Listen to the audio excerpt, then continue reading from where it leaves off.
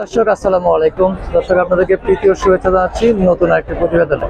দর্শক আমরা চলে আসছি গাবতলী গরুর হাটে, এসে পেয়ে গেলাম ইতি আপুকে। আপনারা জানেন যে ইতি আপু দেশের প্রথম নারী উদ্যোক্তা, যিনি বড় গরু প্রস্তুত করে আলোড়ন সৃষ্টি করেছিলেন। তাকে পেয়ে গেছি, তার কাছ থেকে একটু বিস্তারিত জানবো। আপু আসসালামু আলাইকুম। ওয়ালাইকুম আসসালাম। কেমন আছেন? জি ভালো আছি, ভালো আছেন? জি আলহামদুলিল্লাহ। কখন আসলেন হাটে? হাটে এই সবেমাত্র চলে আসলাম। কি মনে করে হঠাৎ করে হাটে? বড় গরু যেখানে ইতি আপু তো থাকবে সেইখানেই। আচ্ছা, বড় গরু কি এখনো টানে ইতি আপুকে? অবশ্যই। হ্যাঁ, কারণ সর্বপ্রথম বড় গরু লালন পালন করা, সেটার প্রতি তো একটা ভালোবাসা তো অবশ্যই আছে। আচ্ছা আচ্ছা, এই যে হাটে এসে কেমন মনে হচ্ছে আপনার? আসলে বাড়িতে যখন ছিলাম তখন মানে শূন্যতা কাজ করছে, আর এখানে এসে পুরো পূর্ণতা কাজ করতেছে। শূন্যতা কেন? ইতির কি বড় গরু নাই এবার? এবার আমি বড় গরু রাখি নাই। আচ্ছা, এই যে রাখেন নাই, এটা ভাবলে কি খারাপ লাগে না? খারাপ লাগে, এজন্য তো সেই শূন্যতাটা কাটানোর জন্যই গাবতলী হাটে চলে আসছি। আর সর্বপ্রথম এসেই হচ্ছে আমার পাশে যে বড় গরুটি দেখতে পাচ্ছেন, তার পাশে অবস্থান করছি। আচ্ছা, আর যেটা হলো যে বড় গরু নাই, এটা কি পীড়া দেয় না সবসময় ইতিকে? হ্যাঁ, খারাপ লাগে। খারাপ লাগে, কুরবানি ঈদ আসলেই তো মানে অন্যরকম মানে একটা ফিলিংস কাজ করে। ফিলিংস কাজ করে, কিন্তু হাটে এসে কি সেই মানে শূন্যতা যেটা যে সবসময় যেটা পীড়া দেয়, সেটা কতখানি মানে পূরণ হয়েছে বলে মনে করেন? আসলে নাকি হয় নাই? 100% না, সেটা হবার নয়, কারণ নিজের একটা জিনিস এবং হচ্ছে, কিন্তু আমি সবসময় মনে করি যে প্রান্তিক খামারিরা, ইতি আপু মানে প্রান্তিক খামারি, কারণ আমি একজন প্রান্তিক খামারি। সেটা আমাকে দেখেই বড় গরু শুরু করুক বা যেটা করুক ভালো লাগবে, এজন্যই হচ্ছে বড় গরুর মাঝে সেই আনন্দটা খুঁজে। ইতি বড় গরু থেকে সরে আসার কারণটা কি?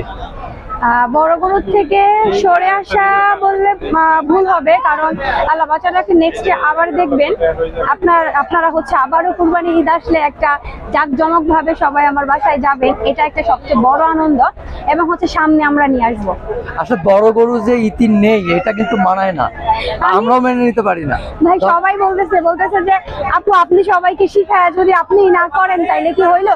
আসলে কিছু কিছু কাজের কারণেই হচ্ছে এবার বড় গরু আনা হয় নাই।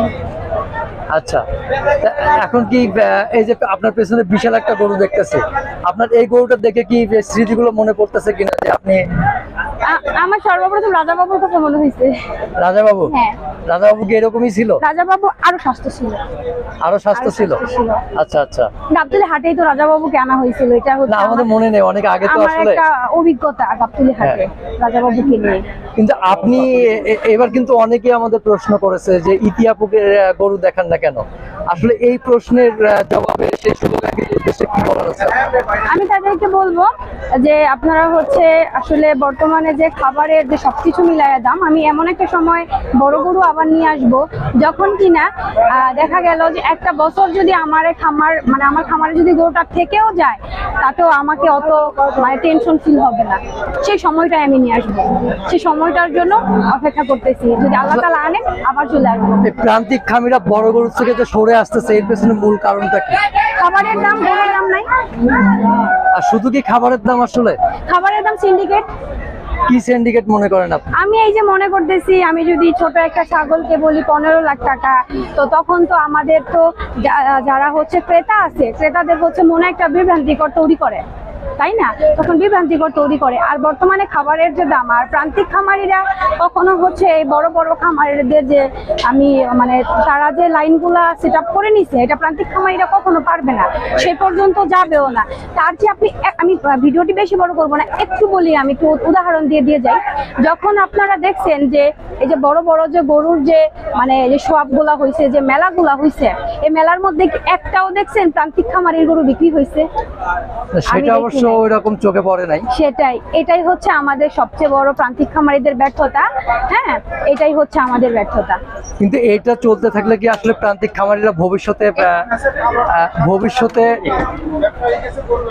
যেটা হলো এইরকম। ভাই একটা সুন্দর কথা বলছেন যেটা আমি বলতে পারি নাই, সেটা আমি বলতে পারি নাই।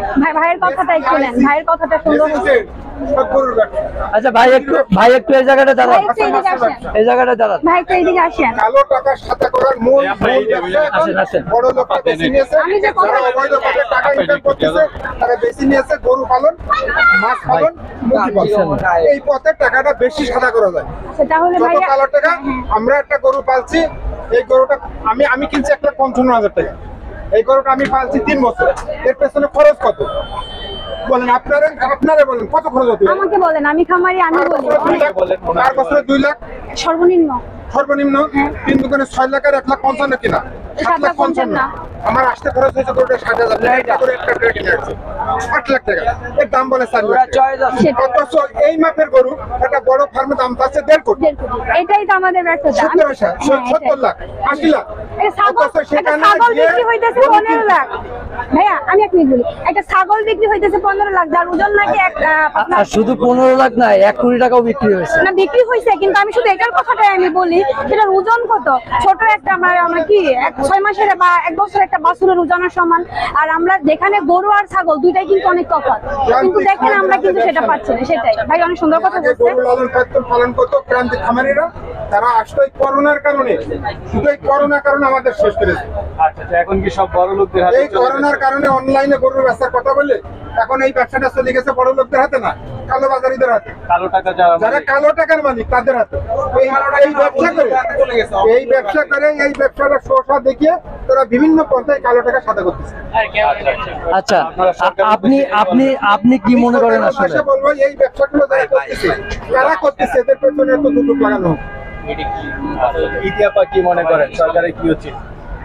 আমি সরকারের কাছে একটা আবেদন, আমি একজন নারী উদ্যোক্তা হয়ে, কারণ প্রতি বছর আমার খামারে দেখেন বড় বড় গরু আমি তৈরি করি, সেখানে আমি যেখানে হতাশ সেখানে প্রান্তিক খামারিরা কি করবে? সমাজে কেন আসে তাদের এক লোকতে যায় শুধু সেটা হচ্ছে মানে খামারিরা হচ্ছে মানে আমি যেখানে হতাশ সেখানে প্রান্তিক ছোট ছোট খামারিরা কি করবে?